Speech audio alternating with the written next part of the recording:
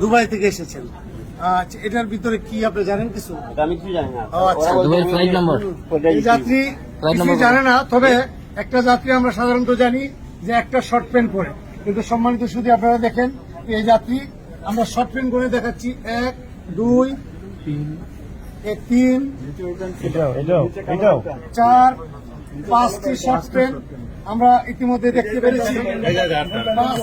হ্যাঁ, 5টি short pant আর একটি ফুল প্যান্ট, এগুলো টোটাল 6টি।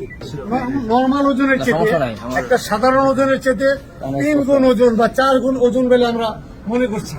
তবে ইতিপূর্বে আমরা এরকম পেয়েছি যে এই সমস্ত কাপড়ের ভিতরে টেস্ট করে ওনারা এগুলো আনে। তবে আমরা ইতিমধ্যে আমাদের যে কার্যক্রম শুরু করছি, যে আমরা দেখতেছি আসলে কি, আমরা এখন ধারণা করতেছি এটার মধ্যে গোল্ড আছে। তো আমাদের ধারণা একদম সঠিক হয়ে গেছে।